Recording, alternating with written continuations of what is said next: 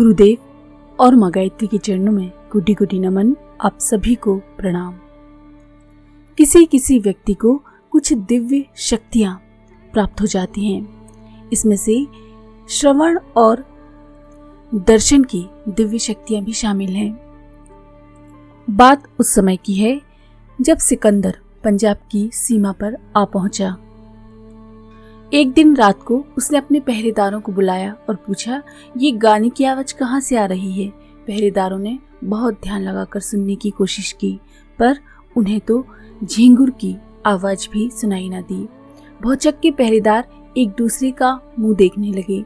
बोले, महाराज, हमें तो वहाँ कहीं से भी गाने की आवाज नहीं आ रही है। दूसरे दिन सिकंदर को फिर वही ध्वनि सुनाई दी। उसने अपने सेनापति को बुलाकर कहा, देखो, किसी के गाने की आवाज से मेरी नींद टूट जाती है। पता लगाना है कि ये रात को गाना कौन गाता है। सेनापति ने भी बहुत ध्यान से सुनने का प्रयत्न किया, किंतु उसे भी कहीं से कोई आवाज सुनाई नहीं दी। मन में तो आया कि कह दे कि आपको भ्रम हो रहा है, पर सिकंदर का भय क्या कम था। धीरे से बोला, महाराज, बहुत प्रयत्न करने पर भी मुझे कुछ भी सुनाई नहीं पड़ रहा, लेकिन अभी सैनिकों को आपकी बताई दिशा में भेजा है। अभी पता लगाकर लाते हैं कि कौन गाना गा रहा है। तुरंत घुड़सवार दौड़ने गए जिस दिशा में सिकंदर ने आवाज का गाना आना बताया था। घुड़सवार सैनिक उधर ही बढ़ते गए।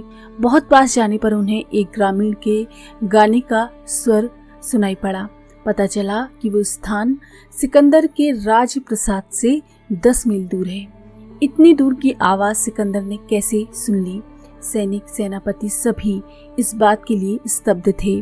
ग्रामीण एक निर्जन स्थान की झोपड़ी पर से गाता था और आवाज इतना लंबा मार्ग तय करके सिकंदर तक पहुंच जाती थी। प्रश्न ये है कि सिकंदर इतनी दूर की आवाज कैसे सुन लेता था? दूसरे लोग क्यों नहीं सुन पाते थे? सेनापति ने स्वीकार किया कि सचमुच ही अपनी ज्ञानेंद्रियों को संतुष्ट करके केवल वही सत्य नहीं, अतीन्द्रिय सत्य भी संसार में है। उन्हें पहचाने बिना मनुष्य जीवन की कोई उपयोगिता नहीं। दूर की आवाज सुनना विज्ञान के वर्तमान युग में कोई बड़े आश्चर्य की बात नहीं। रेडियो, टेलीफोन, मोबाइल, इन सभी के माध्यम से सैकड़ों मील से दूर से आ रही आवाज को हम तुरंत सुन सकते हैं। किसी भी विज्ञान जानने वाले विद्यार्थी से ये बात कही जाए तो वो भी हंसकर कहेगा कि भाई साहब, इसमें आश्चर्य की क्या बात है। साधारण सी रेडियो तरंगों का सिद्धांत है। जब ध्वनि लहरियां किसी माध्यम से टकराती हैं तो वे फिर वापस लौट कर आती हैं, उस स्थान, वस्तु आदि का पता दे देती हैं। हवाई जहाज की ध्वनि को रेडियो तरंगों द्वारा ही पकड़कर पता लगाया जाता है। तात्पर्य ये है कि यदि उपयुक्त संवेदनशीलता वाला रडार जैसा कोई यंत्र हो तो बड़ी से बड़ी दूर की आवाज को सैकड़ों मीलों से भी सुना जा सकता है। मुश्किल बस इतनी है कि कोई भी यंत्र इतने संवेदनशील नहीं बन पाते कि 10 दिशाओं से आने वाली करोड़ों आवाजों में से किसी भी पतली से पतली आवाज को जान सके और भयंकर से भी भयंकर निनाद में टूटने फूटने के भय से बचे रहें। रडार इतना उपयोगी है, पर इतना भारी भरकम है कि उसे एक स्थान पर स्थापित करने में वर्षों लग जाते हैं। उस पर भी अनेक कर्मचारी काम करते हैं। लाखों रुपए का खर्च आता है, तब कहीं जाके ये काम करने योग्य हो पाता है। कहीं बिजली का बहुत तेज धमाका हो जाए तो ये रडार बेकार हो जाता है। और जहाज यदि ऐसे हों जो अपनी ध्वनि को बाहर फैलने ही ना दें तो रडार उनको पहचान नहीं सकता। ये सब देखकर इतने भारी मानवीय प्रयत्न और मानवीय बुद्धि कौशल तुच्छ और नगण्य दिखाई देते हैं। दूसरी तरफ एक दूसरा रडार मनुष्य का छोटा सा कान है।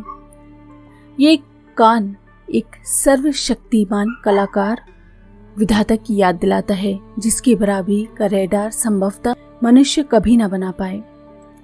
कान हल्की आवाज को भी सुनकर भयंकर घोष को भी बर्दाश्त कर सकते हैं। प्रयोग द्वारा ये सिद्ध हो चुका है कि कानों की मदद से मनुष्य लगभग 5 लाख आवाजें सुनकर पहचान सकता है, जबकि रेडार का उपयोग अभी तक सीमित है।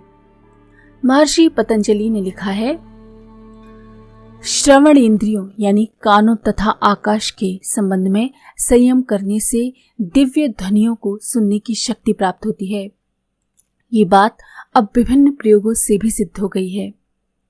योगी पतंजलि ने लिखा है, ततः प्रतिभा श्रवण जायन्ते, अर्थात स्वार्थ संयम के अभ्यास से प्रतिभा अर्थात भूत और भविष्य ज्ञान, दिव्य और दूरस्थ शब्द सुनने की सिद्धि प्राप्त होती है।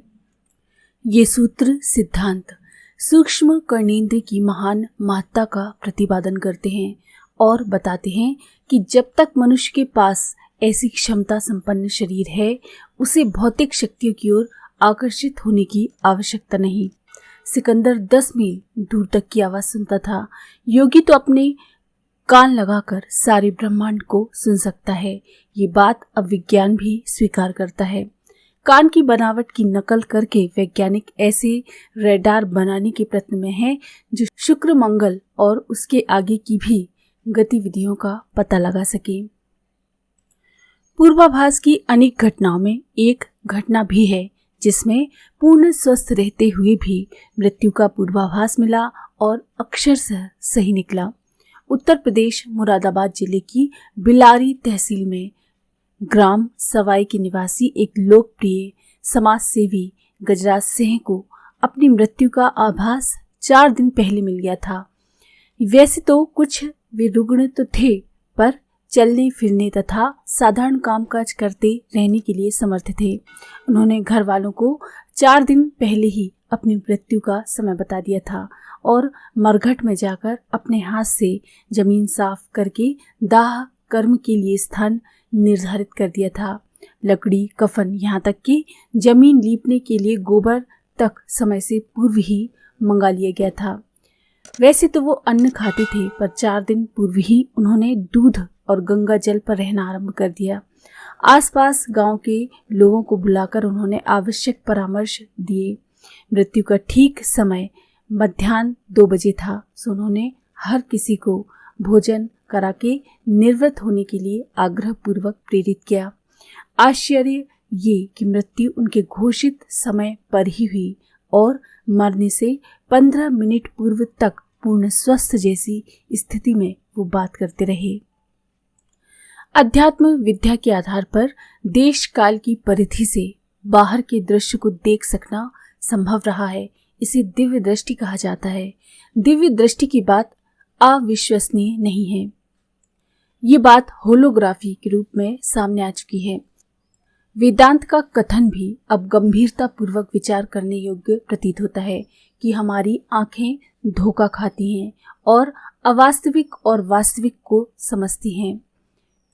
ये सब हमको जादू और तिलिस्म जैसा लगता है, पर होता सच है। आज के लिए इतना ही।